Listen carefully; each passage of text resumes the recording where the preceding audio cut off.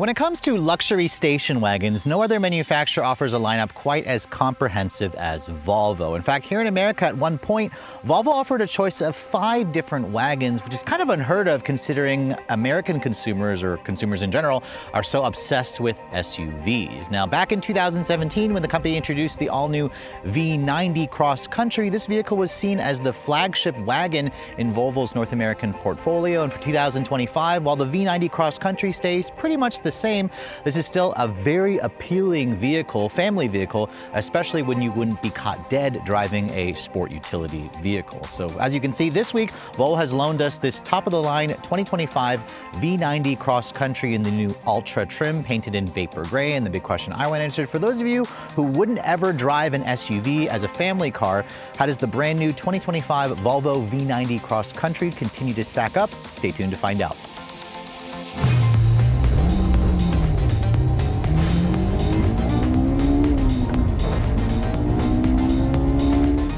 Now, before we start talking about the exterior styling of this 2025 V90 Cross Country, I thought I'd pop the hood and show you guys what's powering this thing. Now, here in America, Volvo offers basically just one engine option in the V90, and I think it's actually a really good engine considering the size of the vehicle. It's the B6 powertrain, which means it combines a 2-liter turbocharged 4-cylinder with an electric supercharger and a 48-volt mild hybrid system. Now, underneath this hood, as you can see, the engine is mounted transversely, and this engine was first introduced in the V90 Cross Country back in 2022 and a half. It essentially replaced the old T6 powertrain that was available in the earlier versions of the V90 Cross Country. This combines, like I said, a 2-liter gasoline direct injection turbo 4-cylinder with an electric supercharger and a 48-volt mild hybrid system. The power figures are the same pretty much since this engine first debuted at 295 horsepower and 310 pound-feet of torque. Now, if you're keeping score, the horsepower figure did go down compared to the T6, but the torque figure went up by about 15 pound-feet compared to the old T6 powertrain. This engine is also more fuel efficient, courtesy of that 48-volt mild hybrid system. It all goes out through an 8-speed ASIN-developed automatic transmission, and all cross-country V90s come standard with the company's all-wheel drive system, of course. This is a lifted wagon, which doesn't surprise me. In terms of fuel efficiency, it's rated at 21 in the city and 29 on the highway. It's not the absolute best in terms of efficiency, but we'll talk about that when we get this vehicle out in the real world and see what we can get in our actual testing. Volvo claims 0 to 60 happens in 6.1 seconds.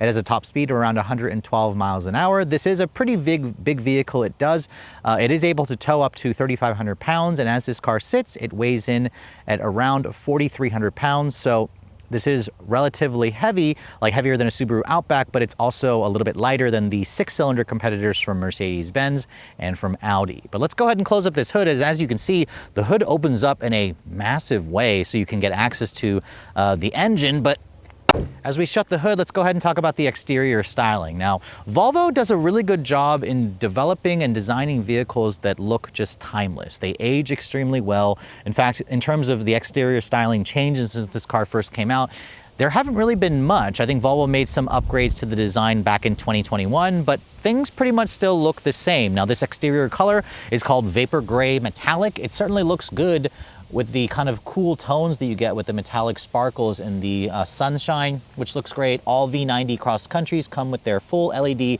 headlights with the Thor's Hammer design. These are adaptive swiveling headlights with auto high beams. You can see LED daytime running lights and turn signals, part of that Thor's Hammer design. The grille got a slight updated look a couple of years ago with the newer Volvo logo, with the new vertical slats with the kind of chrome rectangles that you see in the actual slats. You can see there are LED fog lights, well-integrated parking sensors. You have a front camera system, full 360 camera system. In fact, with the cross-country trim, you can see it gives you some additional cladding, a little bit of a raised up ride height. In fact, in terms of the overall length, this is, again, their largest wagon that they offer here in the US. There was a time where Volvo offered a V90 non-cross country that was discontinued, I believe, back in 2022. So now you can take your pick between either the V90 cross country, a V60 cross country, and a V60 Polestar engineered, which is the more sport-oriented version of that. But At a 195.2 inch long overall length with a 115.6 inch long wheelbase, this is actually around 5 inches shorter in the length and the wheelbase compared to the sedan version of this car known as the S90. It's about the same size as the Mercedes-Benz E450 Allroad and of course the Audi A6 Allroad. However, a Subaru Outback is around 3 inches shorter versus this Volvo in the overall length. You can see the wheels. My test car has an optional 21-inch wheel with a really beautiful two-tone machine look with some gray inner pocket spokes. You can see it's riding on a 245 by 40 R21 tire. You probably wouldn't want to take this vehicle too far off-road when you have a really low profile tire like this. Brake rotors measure 13.6 inches in the front, 12.6 inches in the rear. My test car also has, for $1,200, the 4-corner adaptive air suspension, which you can raise and lower the vehicle when you put it into off-road mode. This vehicle has about 8.1 inches of ground clearance, which is enough. A Subaru Outback has around a half an inch more. I also really like, I actually do like the painted or the non-painted fender flares and the cladding around the vehicle. I think it's just the right tasteful amount without looking like something that's overdone like you might find on some Subaru vehicles. Now you can see the window trim here is gloss black painted, which I like. The mirrors are power folding, integrated turn signals, body colored. You have a standard panoramic sunroof, which is nice, along with these aluminum silver painted roof rails, which I think looks good. Backing away from the vehicle, I love the design of this car. It's that classic long roof mid-size wagon with that lifted ride height, but it doesn't look like it's lifted too much, which I really appreciate. This car still looks fantastic today, even though it's been on the market since 2017. It's still one of the best looking wagons, I think, that you're going to find in the segment. Definitely better looking than the new E-Class wagon. It's about on par with the Audi A6 Allroad, way better looking than a Subaru Outback wagon for me. Now looking at the rear, you can see it boldly spells out Volvo at the back with the V90 B6 badge with standard all-wheel drive. The taillights, you can see the usual design with Volvos with their stacked taillight design. You have an LED, full LED taillight, cross-country badging here in the bumper, no visible exhaust tips, obviously, along with a big rear window wiper and a subtle rear spoiler. You can see the trunk capacity. This is a big wagon, so you expect it to have a lot of space, and the V90 cross-country certainly delivers. With the seats up, you have a maximum of 25.2 cubic feet of space. You can see it's a really nicely finished cargo area, nice aluminum trim here. There's also a nice little underfloor storage area, although it's mostly taken up by the temporary spare tire, along with the tools required to change out the tires. Of course, you do have a 12-volt power outlet back here, but no USB charging port. There's a couple of straps in here that'll secure your cargo in. You can also get this accessory cargo cover. If you fold down to the back seats, which you cannot do from back here, it expands the cargo to around 69 cubic feet of space. 69 is certainly a good amount. Compared to the S90, this offers literally over twice to 4 times the capacity when you fold down the seats. However, compared to the Subaru Outback, the Volvo V90 is short by around 5 cubic feet in terms of total cargo space. Also, you're going to find a little bit more cargo space in the Mercedes and in the Audi, so I think Volvo for the next generation could work on the packaging for space efficiency, but this is still definitely a very usable trunk. So on the outside, Volvo didn't really make any changes to the exterior styling for the V90 Cross Country for 2025. And on the inside, things stay pretty much the same, which isn't necessarily a bad thing. Before we hop inside, let me show you guys the key fob. You can see this is the current intelligent access key that many Volvos come with. There was a time where this key used to be covered in the same leather material as the interior. Volvo stopped doing that a few years ago. But the key, you can see, has the usual buttons here for lock, unlock, power liftgate, and panic function.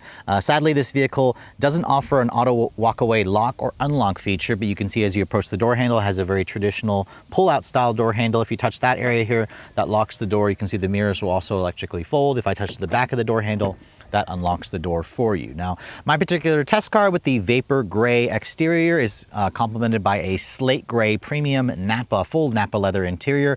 I personally wouldn't go with this interior color combo. It's just a little too drab, gray on gray. Volvo also offers a beautiful amber or a light blonde interior as well, which looks fantastic. The one thing the company doesn't offer, however, is like a red interior. I think that would look really nice if they offered a red with a gray or a white exterior color. As you can see, the seats themselves, Volvo are known for doing amazing seats, and that carries over here on the V90 Cross Country. The premium Nappa leather has a very soft and supple feel. The seats adjust in like 14 different ways. They're heated, ventilated, and massaging. The massage feature is like an extra $600. The massage is among the best that you're gonna, try out in this luxury space. So that's a really great feature to have. The door panel, you can see, really high quality. Volvo is known for this. You can see it's got beautiful real leather stitching with contrast stitching on the actual upper portion. Love this kind of dark brown finished wood with the matte finish. It also has, you can actually feel the graining in the wood. It looks, feels, and smells real. I also love the metal accents for the door handles, for the upgraded 19-speaker Bowers & Wilkins stereo. That's an extra $3,200 if you're an audiophile. It's among the best sounding premium audios you're gonna find, and it's also not ridiculously expensive. You can see it's nice and padded here where you'd rest your elbow. And then when you get inside the vehicle, you can see the step-in height is nice and low.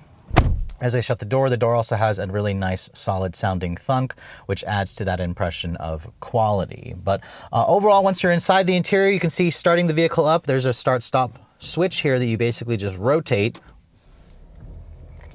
And because my test car is a mild hybrid, the engine just kind of whirs to life. And it, again, kind of just feels very refined, even though this is a 4-cylinder. It doesn't sound great when you're revving it from a stop here, but we'll talk about that a little bit more during the driving scene.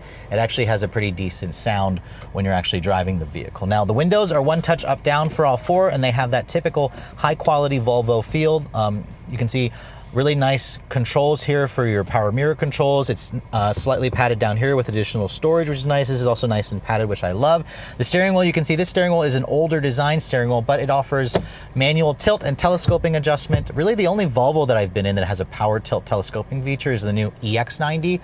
So I'm hoping Volvo will eventually start offering that on a lot of their newest products. You can see no paddles on the wheel, actual hard buttons to control the adaptive cruise control, which they call pilot assist, to adjust the audio information and change the way that gauge display looks. You can see this is an all digital 12.3-inch cluster, which has the ability to put Google Maps in there by basically just pushing this button. You can turn off the map or the Google map in there or turn it back on. You can also push this and it'll bring up your trip computer information. So not much in terms of adjustability in that instrument panel display, but it certainly looks nice. The horn, it sounds appropriately toned given the size of this vehicle, and you can see the Ultra trim includes a nice heads-up display, beautiful leather covering the upper portion of the dash with the contrast stitching, leather over here, real wood here, actual metal trim here, and then you can see the center stack hasn't really changed. It's still a 9-inch infotainment system that runs off of Google, so it has their latest Google software.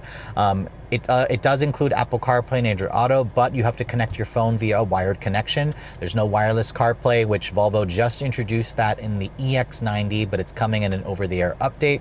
This 9-inch screen is definitely starting to look a little bit small, but you can see with the Google built in, it certainly looks nice. It's pretty similar to what you're going to find in like your computer, for example. Push that, it's the home display.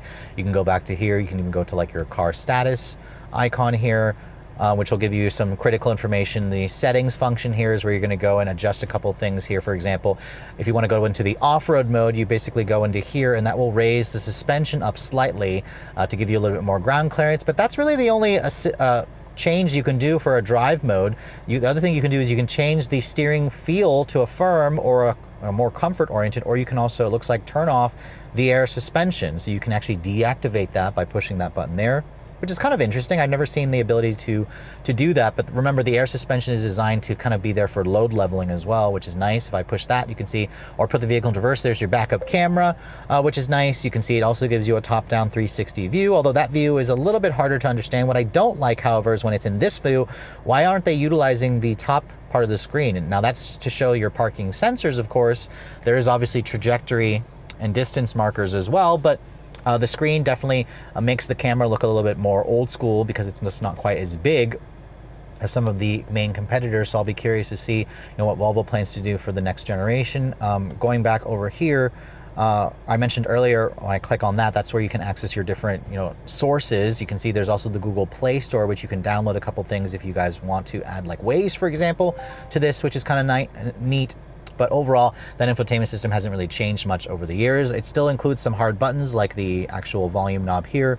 You have actual buttons over here for your forward and skip for changing your music. There's your hazard control, your defogger switch. You can see down here, I love the crystal orifice shifter, which just looks like a piece of jewelry in the center console. The piano black here I don't love, but I do love the wood over here covering the cup holders, a little bit more storage over here.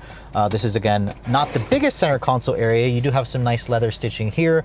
It's nice and padded over here. If I open this up, you can see there's 2 USB charging ports, USB-Cs. This is where you connect your phone via that wired connection.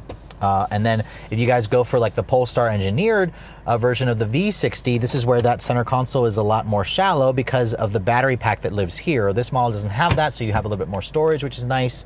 I mentioned earlier the seats are really comfortable and supportive, among the best seats that I've tried. If I want to access the massage, I basically just push this button here on the seats and that brings up the massage. There's 5 different types with 3 different speeds and intensities.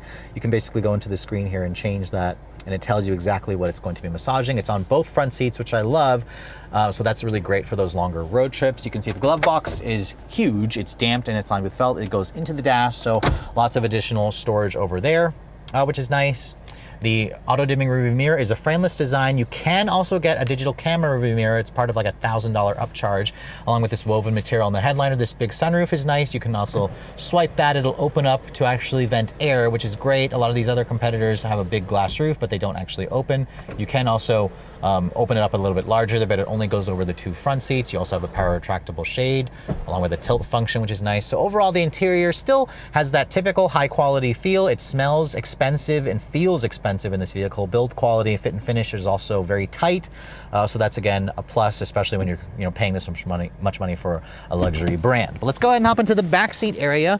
This is where the V90 also does a pretty good job, although it's not quite as spacious as some of its rivals. You can see getting back here, there's around 36 inches of legroom. That's what Volvo says. It has around 4 inches of less legroom versus the S90, which again is 5 inches larger on the outside versus the V90 cross country.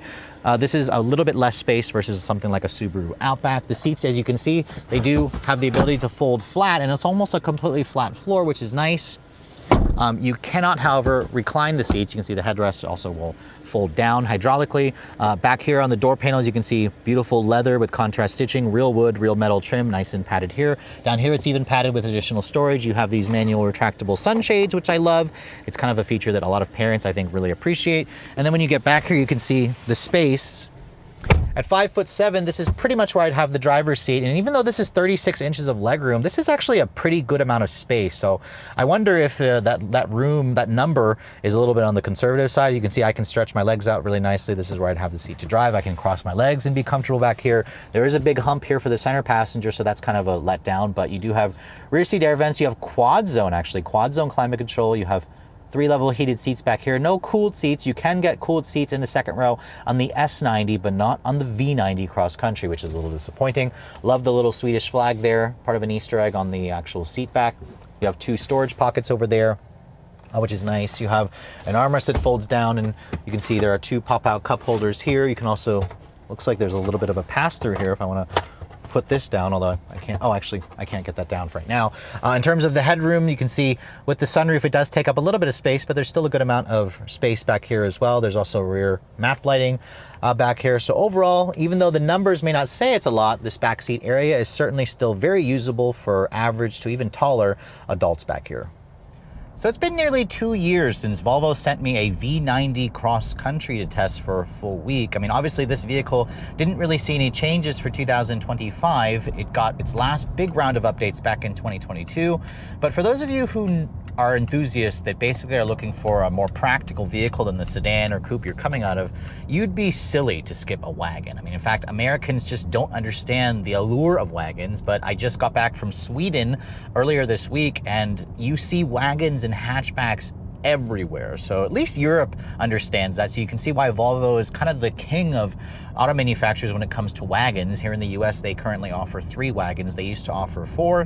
But it's nice to see that I'm driving a brand new 2025 wagon here in the States. Now, the V90 cross country only comes with the B6 powertrain. Now, the last time I 0 to 60 tested this vehicle, I got around 6.57 seconds, which is a perfectly respectable time. Keep in mind, the B5 powertrain, the base powertrain, is only on the V60 wagon, cross-country wagon. So this is kind of a reason to choose the V90 for its more powerful engine. There's no sport mode whatsoever. You basically just floor it, and it should give you maximum power here. Now this does have a mild hybrid and electric supercharger, so if you floor it here,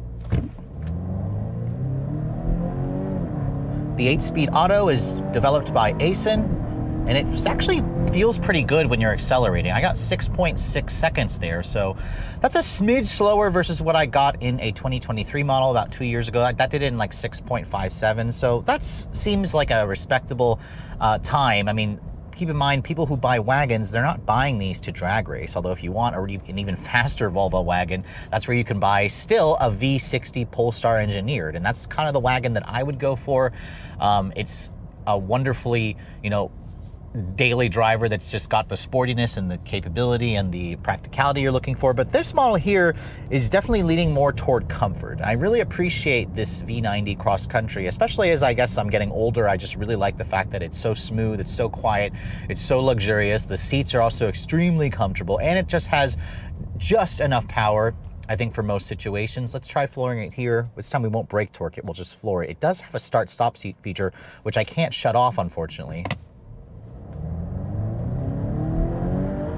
It certainly makes a difference when you do brake torque it. 7.34 there, so that's with it more going slightly uphill. It's certainly a perfectly respectable time, but what surprises me is how refined this engine is. Remember, this powertrain was new back in 2022 and a half, I believe. Volvo uses those silly half figures for some of their updated powertrains. But now we essentially have that 2-liter turbo with an electric supercharger and a 48-volt mild hybrid system. The engine itself actually, I think, sounds really good. It's so smooth, refined, and quiet. I mean, if I put my foot down here, it has so much mid-range torque. It just makes this thing feel effortless in its drive. The 8-speed auto is also smooth. It's engaging. It's a really wonderful partner for this, turbo supercharged engine combination.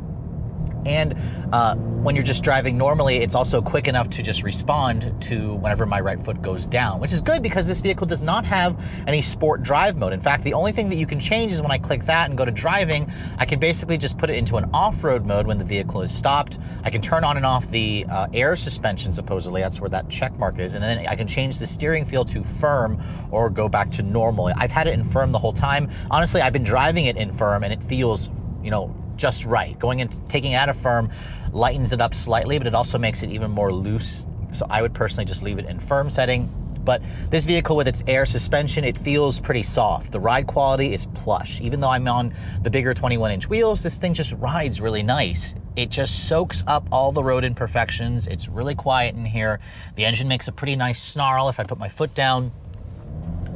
And the all-wheel drive system does a great job of just appropriating the power where it needs to go. I also like the little shift noise that it makes when it shifts. It just has that satisfying, sound when it shifts. I think people are going to be quite surprised. The B6 powertrain, for internal combustion for 4 cylinders is definitely one of my favorites, and it's also electrified, which is nice. Although I wish that Volvo let me turn off the start-stop. I don't particularly love that. But let me try another 0 to 60 run here. I'm going to see if I can get a little faster than 6.6, just because we can. Makes a big difference actually when you brake torque it. 6.25 there, so a little bit faster actually, so we'll take that time. I suspect I didn't quite let the engine build up the boost quite enough on my first run, but that's very impressive. I think that time is going to satisfy most people. Now obviously if you guys are looking at other wagons like the E450 wagon, or the Audi A6 Allure, those have 6-cylinder powertrains and they're going to be faster. But this is definitely a nice, middle ground between the two. For a 4-cylinder, I don't think this vehicle feels like a 4-cylinder. It has the pull of a 6-cylinder. It also has a really nice sound, and it has some really great refinement. So powertrain, I think it's an A for Volvo. They've done a great job with that. In terms of the chassis, this is the SPA 1 architecture, and it certainly feels still very solid. This vehicle is aged extremely well. It has a sporty feel, surprisingly, when you're pushing it. And, especially if you guys are used to driving SUVs, driving around in a lifted wagon like this is absolutely fantastic. It gives you that higher seating position, but the car-like driving demeanor when you find yourself on a twisty road. That's exactly why, as an enthusiast, I love station wagons. I also have really good visibility out of the front, the side, the rear. The view is impeccable out of the back. Even if you had a bunch of stuff back there, the headrest doesn't even block the view, although I guess a digital camera rearview mirror would be nice. I think Volvo offers that on other models. I don't know if they offer it on this model. I'll have to double check that, but it's a really nice drive. It's also really quiet in here. There's very little road, wind, or engine noise, and this is exactly why a lot of some of luxury brands' wealthiest customers buy wagons, and it's pretty easy to see why. They're unique, they're easy to drive, they're practical, they're sporty when you want them to be. And they can also be pretty fuel efficient. This is way more fuel efficient than a midsize SUV counterpart. In my week's worth of testing, I actually averaged around 26 mpg. That's in mixed driving, which is fantastic. It's better versus the 24, I believe, or 21 that the EPA rates this at. On the highway, I was able to get around 32 mpg. 32 mpg is also fantastic. So it really shows you how efficient this mild hybrid powertrain is when you want it to be, when you drive it really economically. In my week's worth of testing as well, the range of this vehicle was at least 400 miles. On the highway, you could easily push it to 450 miles. Keep in mind, you do have to have a premium in this vehicle. It has like just under a 16-gallon fuel tank. That's a pretty amazing range considering the fact that this is just a mild hybrid. Now, sadly, if you want a plug-in hybrid in the V90, it's not available. You have to go to the V60 Polestar engineered, which I'm hoping that I can get one for a week to test for an extended period, because I've been wanting to drive one of those for another week because Volvo has made some updates to it with their new Google-based software. This is just still a really appealing car, and I'm surprised. I didn't expect to like this car as much as I did. Even though it's been about 2 years since I last drove one, this is still such a joy to drive. It's so smooth and refined. I'm sitting here getting a massage. The seats are also really comfortable. So cross country, even though it's supposed to mean like lifted off-roady, you could easily take this on a cross country road trip, and it's so darn practical, it's so darn comfortable. And that's one of the reasons why this vehicle continues to be such an appealing car. But it's just sad because more people buy, the XC60, which is also an excellent vehicle. I personally would just go for this vehicle. And remember, there's two wagons. There's if you want the more economical and cheaper B6 or B5 powertrain, buy the V90 cross country. If you want a slightly bigger, more cargo space, more backseat space, get the V90 with the turbo supercharged engine. So it's really great to see Volvo offering that choice. But overall, I definitely still find this vehicle very appealing. Obviously, it's still going to appeal to somewhat of a niche market here in the US, but you should definitely be putting these at the top of your list, especially if you don't want to spend quite as much, because the equivalent Audi or Mercedes is definitely going to be a lot more than this car. So if you guys know me personally, you'll know that I'm technically a sucker for wagons. Even though SUVs have become really good and really sporty over the years, there's still something about a luxury mid-size to larger wagon that just kind of appeals to me. As you guys saw, the driving dynamics of this vehicle are extremely car-like. I mean, yes, a lot of SUVs drive more car-like, but this to me just drives like you're driving essentially a slightly taller version of the S90. It's a little bit sporty, but mostly comfortable, really refined. The B6 powertrain is among the best that you're gonna find. Smooth, quick, athletic, refined. It also makes a pretty decent noise for a 4-cylinder. It's paired up with an 8-speed auto that is just constantly in the right gear. It shifts smoothly, but also shifts quickly. It gets really good gas mileage. As you guys saw, you'll easily get over 30 miles to the gallon and do around 450 miles on a full tank, which is just crazy to think, considering this is just a mild hybrid. 0 to 60 happens in 6.2 seconds, which is acceptable. I mean, I do wish that Volvo, offered a more powerful version of the V90. You'll have to go to the V60 Polestar engineered to get a wagon that can sprint to 60 in like 4.4 seconds. Keep in mind, there is also a Polestar engineered like software upgrade, which could increase the power of this vehicle. It's available as of a $1,400 increase in the price as a manufacturer option that will give you more power. Sadly, I've never had a chance to test out a Polestar engineered optimized powertrain for the B6 engine that you'll find in so many other Volvo products. The ride and handling of this car is among the plushest you're gonna find. The interior, while the technology, the infotainment system is starting to look a little bit small, it does have a Google interface built in with Apple CarPlay and Android Auto, even though it's not wireless. The screen, I think, just needs to be increased in size. The seats are extremely comfortable. With the massage function, the heat and cooled function works extremely well. The back seat is a little bit on the smaller side. You're gonna find more rear seat space versus, in some rivals, for example, like from Mercedes and from Audi and Subaru, but just kind of keep that in mind when you guys are looking at the rest of the competitive set. Now, in terms of the pricing of this vehicle, this is where the V90 can become a little bit expensive, depending on, of course, on, what you're looking for. Now, at a base price of $59,800 for the base version of this car, you're gonna add around $5,000 to go to the Ultra trim like my test car. This is about $8,000 more expensive than the V60 cross country, but again, this vehicle is around 8 inches longer. It is also more expensive than the base price of the current generation XC90 by about $1,000. The two vehicles are about the same size, but as you guys know, the XC90 outsells this vehicle greatly. It's Volvo's best-selling vehicle, even though it is getting old. So obviously, my test car with the with the massaging seat options, the Bowers & Wilkins stereo, the 4-corner air, the upcharge for the gray color and the destination charge, you're looking at an as-tested price of around $72,900. So just under 73 grand. Sounds like a lot of money, especially if you're comparing this to a Subaru Outback. This car has literally twice the price of a Subaru Outback, but I would argue that it's essentially twice the car in terms of luxury, technology, and prestige and comfort, even though it's not quite as quick as the last turbocharged Subaru Outback. Compare however this to the Mercedes E-Class Wagon, and this seems like a bargain. The Benz starts at around 76 grand, goes up to well over $90,000. Even the Audi A6 Allroad starts at 70 grand, goes up to around 80 to 85 to almost 90 grand fully loaded. So you do save a pretty good chunk of money, around $10,000 to $20,000 less by going with the Volvo versus the German rivals. But also keep in mind the Subaru is about half the price. But for those of you who want something a lot sleeker and more stylish and more luxurious than the Subaru, this to me seems like the perfect compromise. So I'm hoping that Volvo will keep this car around because it is definitely one of my favorite wagons, favorite family vehicles that you're gonna buy in the mid-size luxury SUV space. But with all that said, hope you guys have enjoyed my full overview on the brand new 2025 Volvo V90 Cross Country. If you're also looking to see the latest cars I'm testing, be sure to follow me on Instagram at redline_reviews, like us on Facebook, and as always guys, please keep subscribing to the Redline Reviews YouTube channel for all the latest reviews. Thank you so much for watching. I'll catch you all in the next video.